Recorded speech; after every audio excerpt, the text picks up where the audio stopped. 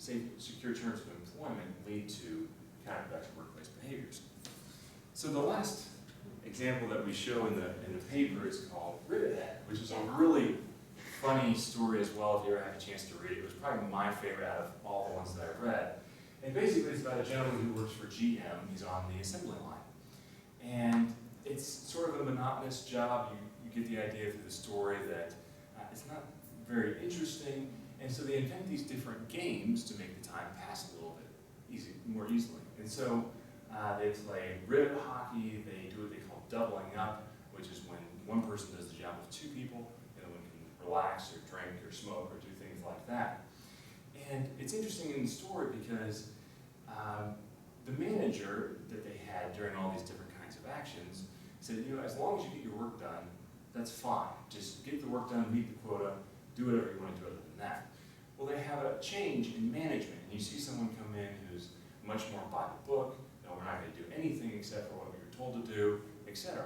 And this lasts for maybe a day or two, and then all of a sudden you see broken parts coming down the line, you see guns being broken, like nail guns, things that they've used, and there's this reaction to their autonomy being taken away. And so you have a really interesting relationship between counterproductive workplace behaviors and autonomy, looking at the conditions of secure terms of employment and safe and healthy working conditions. So it was a fun project to be a part of. And the QCA, one thing I really was interested in learning with QCA was it's very contextual. So you're not looking at how to control for certain things to highlight or pinpoint a certain mechanism. You're looking at mechanisms within a specific context or organization or culture. And the idea is that the condition is wrapped up in whatever kind of culture or context they're in. So you can't really separate it. It's a much more holistic approach. So that was one of the reasons that I really enjoyed QCA. And I think the learning outcome I had from all of this is especially the more intimate you become with the data, the more you see in it. And hopefully see stuff that's actually there, not something you're just assuming or hoping is there, but something that really is there. So if there are questions, I'd be happy to answer some questions afterwards. At the moment, I'm going to hand it back over to Dr. Lucas.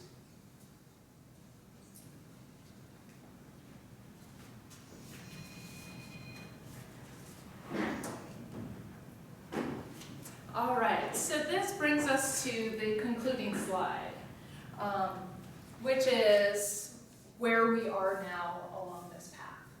And I like this image. I think it's a great representation of qualitative research because being a qualitative researcher is a long and circuitous path. It is certainly not the quickest path from point A to point B. And that means that you have to get comfortable with the long haul.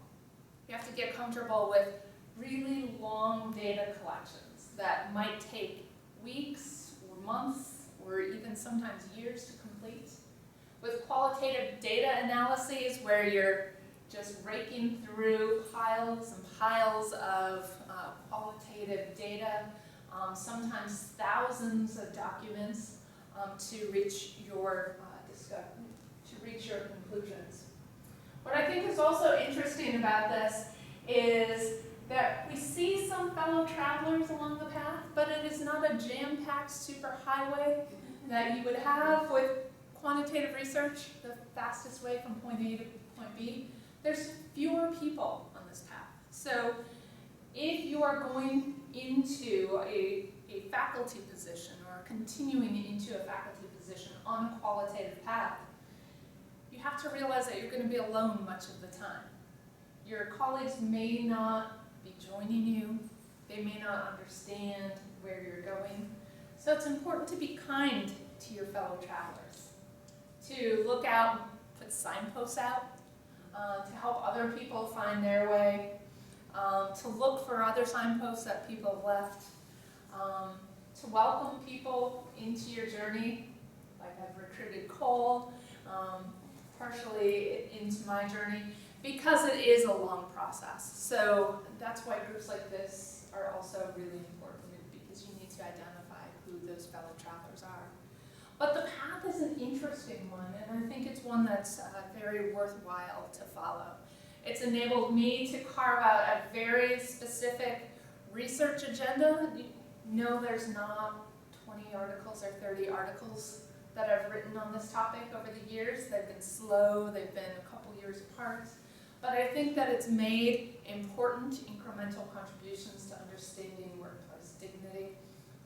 I think that it's also helped me sharpen my skills analytically and as a writer, and it's established for me really interesting and positive collaborative research relationships with others. So, with that, we'd like to open up for questions. I think you could give her, you are a qualitative round.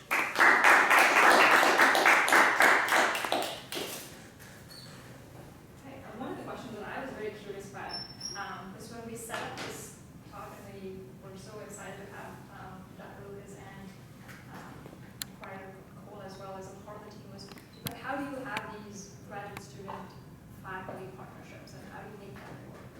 And what is your experience? Like, what do you see are some benefits and some challenges to trying to fit working with research projects and coursework and everything?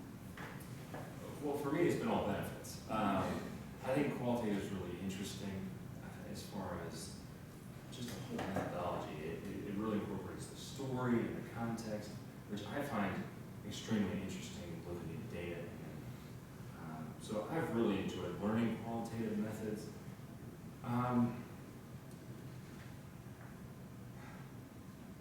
really think it's been all benefits. I can't think of one thing that Dr. Lucas has been extremely kind with is trying to find my interests and where they overlap with hers.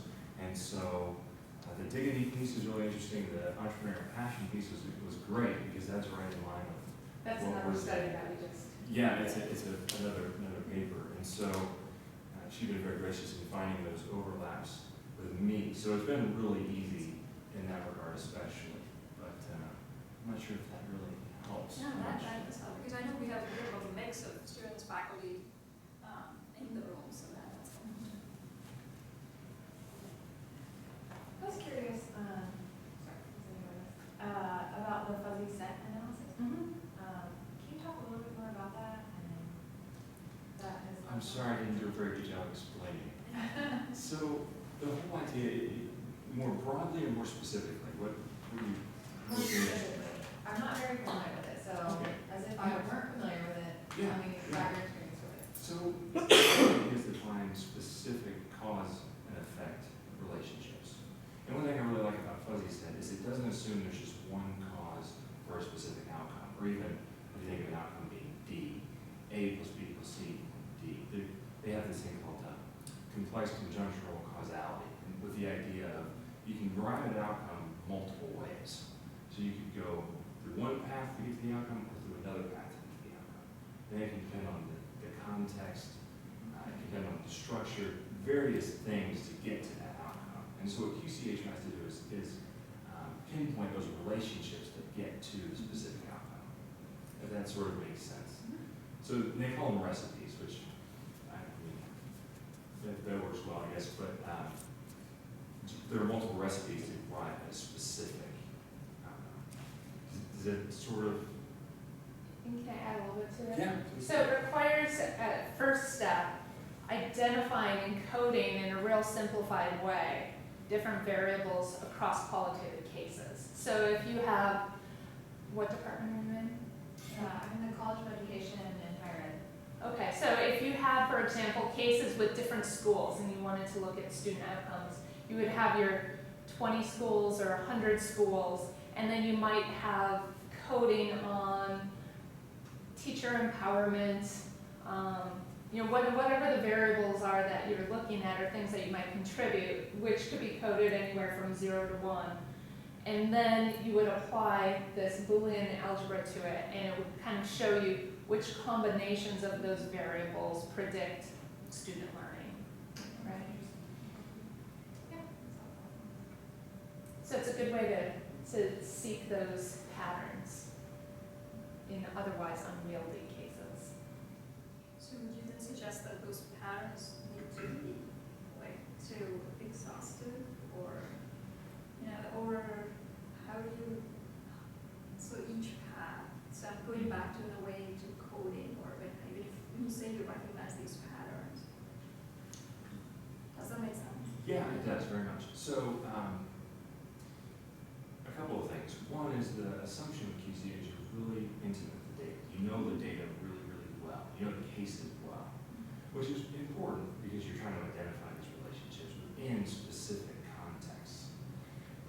Second, the analysis you do, there's a specific software for it that you can find. It's in the handout. And you create basically these truth tables. And that helps with identifying the patterns because you do these crosstabs and it shows percentages. There's two, well, I don't use the board, but there's two basic scores that you come up with, consistency and coverage. And consistency is the presence of the cause and the outcome over the cause without, the cases of the cause without the outcome.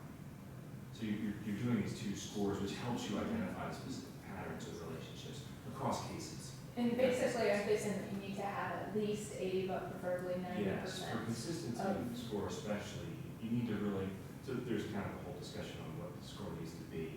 Olson and Weiss would recommend a 0.9 threshold would be ideal. Anything over 0.9, you're pretty much, you can make the argument for over 0.8, but then you're kind of in a gray area.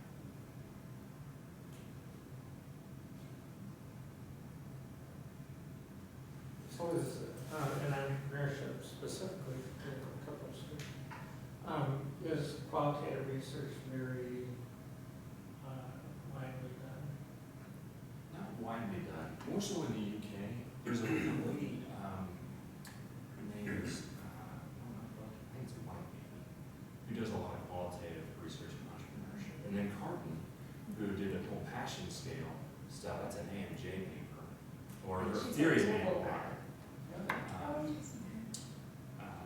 She did some, she's done qualitative research in entrepreneurship. Her Right. coworker. Right, the one she's Mitten. published with, Mittens. yeah.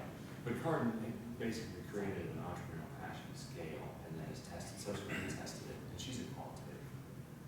But it's not widely done, but it's becoming more prevalent. But so it's something that you can see yourself doing in the future. Absolutely. And I think, I really enjoy qualitative, I also like mixed methods, so I see kind of a combination of analyses.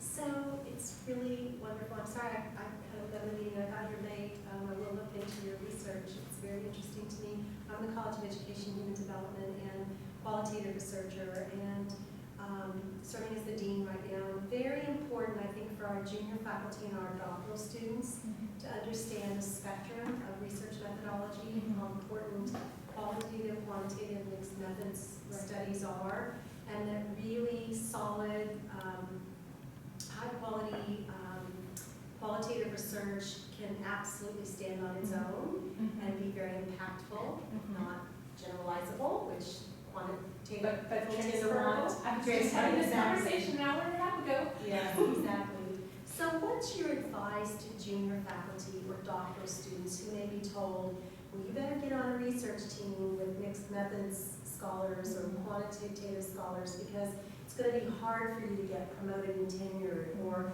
you're not going to get funding. I mean, those are things that those of us in the field hear a lot. Can you speak to that and how you mentor folks, or how you will continue to help us promote the importance of the spectrum? And I mean, and that's, well, I think probably the most important thing would be, if this is what you're passionate about, you have to find a place that supports you doing that kind of research. Preferably a place that has a senior scholar in a relative position of power who understands and appreciates and probably is a qualitative scholar him or herself. Because without that support in place, your research is going to be judged by quantitative standards. So they're going to look at the superhighway jam-packed with cars, 8 people on an article, and say, well, your colleague did 14 articles last year, or depending on what institution you're at. Your colleague did 4 or 5 articles last year, and you did 1. You're not being very productive without realizing that your data collection was not a survey that you set up, but it was one-on-one interviews that you spent 90 hours driving to, conducting the interviews, and coming back. that you then did about 200 hours transcribing and verifying those transcripts, that you then went through each one and you did another 800 hours of coding, right? And so if there's not somebody who recognizes that, that's going to be difficult. It's also, you mentioned generalizable, right? And so I was just in a meeting with a colleague of mine who is not experienced in qualitative, who called me in and then said, but what's the hypothesis and how do you test the hypothesis? So you need to get confident in yourself and what it means to be a good qualitative researcher, because you need to be able to have those conversations where you say, we're not talking about generalizability, we're talking about transferability. And we're not talking about an absolute arbitrary number of whatever in terms of data collection, but we're talking about theoretical saturation. And you need to be able to define those and explain those and be confident in that. So yeah, finding support and being confident in yourself. Thank you.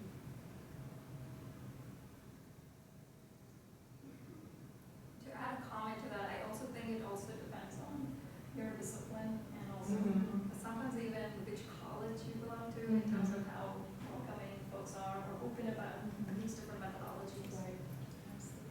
Yeah, I went to, so I belong to the Academy of Management. I went to a pre-conference workshop on qualitative research, and they said, you need to negotiate, and I don't think you can do this unless you have that great advocate in the department you're entering, but you need to negotiate up front that your numbers are going to look different than quantitative researchers' numbers, that you're going to have different kinds of support for research.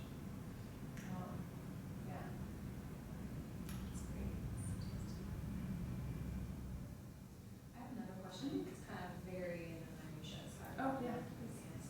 But you mentioned transcribing and then also checking your transcribing. Mhm. So when you do that, what's the sort of feedback that you get from your participants, and what is the process by which you transcribe? Do you transcribe every single thing that they say, or do you try to capture the salient points? Because I've had some feedback where they're like, I said too much and so this feels inaccurate or something. Right, so I don't have them check their transcripts. Oh, you don't? I check their transcripts. So one of the things that will happen is as I'm transcribing, or if I shop it out to a professional transcriptionist, is sometimes some of the words will get messed up, or not will be added or omitted where it shouldn't be, right? So I will do another playback with a careful read on that transcript.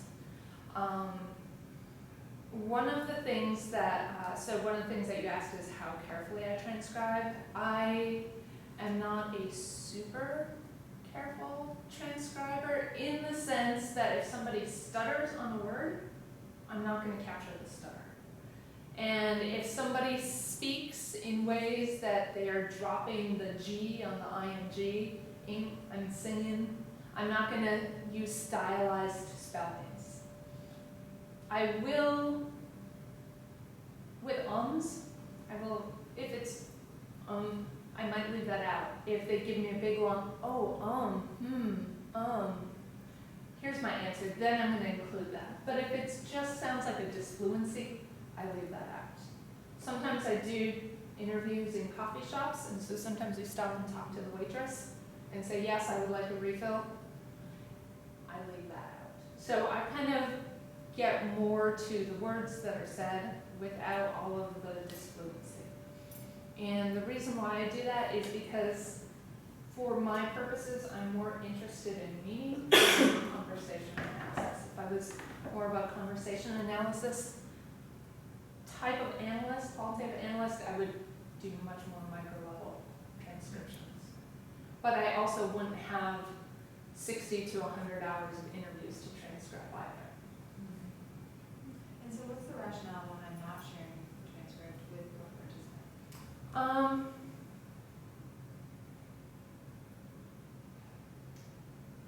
Nobody has ever asked me for them. There was one study that I did where I was interviewing old-timers who were underground iron ore miners, and they're transcripts had some historical value to them. Those I transcribed and bound and gave as a gift and as for something for their family to hold on to. Right? I guess the larger question is, how do you do member checking? So if Oh, how am I doing member checking? I don't always member check. I know that some people like member checking, and I think in some cases member checking is important. Some of the research that I've done, it hasn't really been, I have felt that I've gotten to my results without having to do member checking. I think that in cases, if there were doubts about how I was interpreting something, I think that that would be a time that I would go back, but so far, at least the studies that I have done,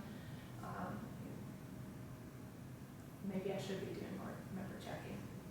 But I just haven't really done a whole lot of that. And you have your audio. And I have my audio, right? I am really careful in terms of how I present the data as well, in terms of identity of the people participating. So sometimes I will change quotes a little bit if I feel they're revealing identifying information. So for example, one of the studies was interviewing people from my hometown. And there was somebody who revealed, and then I went to Montana to visit my aunt. And I thought, ooh, going to Montana to visit your aunt, that might be identifiable. So that got taken out. So we went out of town to visit family. Right? And so like sometimes if it's not substantively changing things but obscuring some private detail, so I will do that a little bit. But I have had, and maybe this is why I feel okay for not doing the member checks, but again, you're making me feel like I should, is I've had other people come and read my work without knowing who, so it's not going back to exact numbers, but it's going back to other people in the community who have said, this is so right on. So one of my best compliments ever in terms of scholarly work is my master's thesis. My grandmother kept a copy. This was the one where I interviewed the old timers. And guys with 8th grade and 10th grade educations went to her house and checked it out. She had like a library card in it and read it. And they said, oh, it's exactly right. Just like out of the horse's mouth. And so I thought, oh, you know, doesn't get much better than that. And I should admit, I'm a doctoral candidate, so I have a lot of very logistical questions. Okay. Like, how do I do this? You have How far along are you in data collection? I haven't started collecting. Okay. Yeah. Okay. Yeah, those transcriptions can take forever. Use Express Scribe if you're going to do it yourself. Okay. Do you have a qualitative data analysis software? I use in Vivo. Okay. I threw away in Vivo in 2006. Yes. What do you use? This is specifically on workplace dignity, Uh-huh. yes, but do you have any experience in educational dignity? How people who may have had some unfortunate experiences may affect their educational uptake, if you will, and how those things might be mitigated in a classroom? So can you tell me a little bit more of what, are you talking So about I from a guess like the student question, perspective, yeah, teacher just perspective? student perspective, say a student has, bad experiences in school, being, looked down on, Mhm. hurt emotionally, even physically in the learning environment. Mhm. I guess kind of the question is how might that translate to the Mhm. effectiveness in learning? Mhm. And is there perhaps a way that these questions could be asked on an individual basis to help them learn? Yeah. Well, I think number one, they absolutely can be asked. I haven't done it. I'm kind of going through my storehouse of, I meant a Rolodex of articles, and I'm not sure if anybody who's looked at dignity. Well, and specifically, I look at workplace dignity. So I'm excluding things that are happening outside work context. So I think it's quite possible that there could be people studying dignity in education experiences, and these women around you are probably excellent sources to point you to that, since they're all in education, the College of Education. But what I would say is that my research says that people want three things. They want to be talked to respectfully, they want to be told when they've done a good job, and that they want their inequalities downplayed as much as possible. And so I think that would apply to students too. Like, I can't imagine how that wouldn't apply. And what Cole in my study found is that when people have less dignity, well, let me say, when they have more dignity, they are more likely to be engaged in their work, so engaged in learning. And they're also, when they have more dignity, they're less likely, for the most part, to engage in counterproductive work behaviors or misbehavior. So again, if you apply that, if that translated to a school, you'd have more engaged students, less misbehavior, if they were talked to respectfully, complimented and appreciated for their competence, and inequalities downplayed. It makes sense, doesn't it? Yeah, it does. Absolutely. Thank you.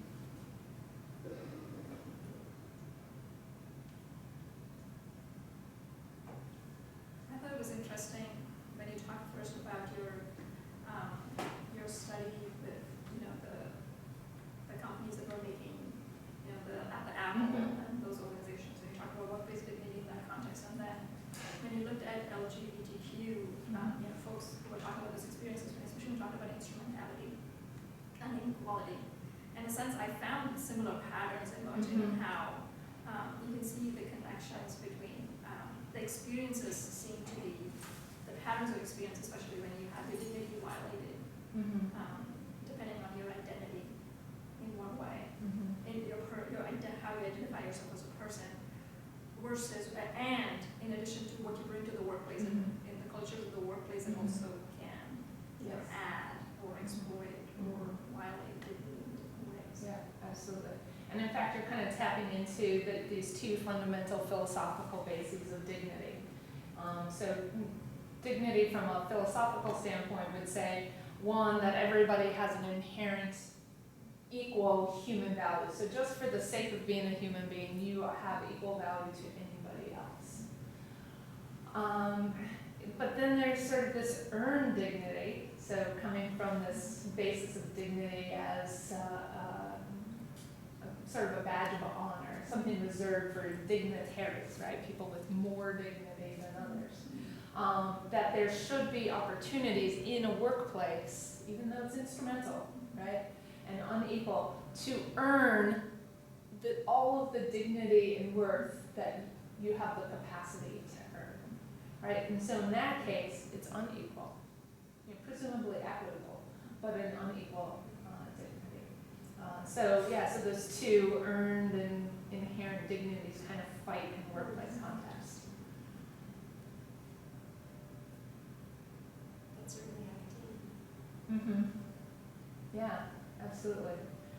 In fact, I'm working on a piece right now on social class differences, and it's a conceptual piece, but how social class differences plays out with two paths of dignity injury. So we have these material inequalities in organizations that disproportionately disadvantage working class people, and when they fall, those distributions fall below a dignity threshold, there's a direct violation of their dignity. But together, even when inequalities don't fall below thresholds, even when they meet or exceed basic thresholds, they collectively create a social class identity, which is then disparaged in the way we interact with each other in organizations, the way we put up firewalls to separate people from different classes, or faculty from staff, or whatever the case may be. That creates a different, a more indirect path to dignity injury. I shared this with one of our staff members who asked me to read it, and he keeps telling me that's tough. That's the best thing. I keep a copy on my desk. So. That would be interesting to study between faculty members and undergraduate students. Just what that experience is like, especially if you've been an employee elsewhere and then you come back and you're a graduate student, what that experience is Right. like. Yeah, and I think that there's differences even in generations and generational expectations of what is dignified and respectful treatment, or in kind of going into autonomy as a major fundamental factor of dignity is it should be recognized contingent on like how much capacity you have. And so in some ways, advisors, sorry, Paul, when I do this, and sometimes they restrict your autonomy, sorry. And then that can be really undignified. And so I try to catch myself and not do that so much. But at the same time, if you have a good advisor, they should also be building your capacity to act autonomously. So ultimately, it should be in the end a dignifying experience. Yeah, I find that interesting because in one of the tables that you had, like that was, we had like a joke here at the back, is you said, so, you know, you have autonomy, the more autonomy you have, and secure employment is that actually it increases counterproductive work behaviors. So we're going to say, oh, that's what happens when faculty get tenure. Check on both for tenure. Tenure, suffer looping. All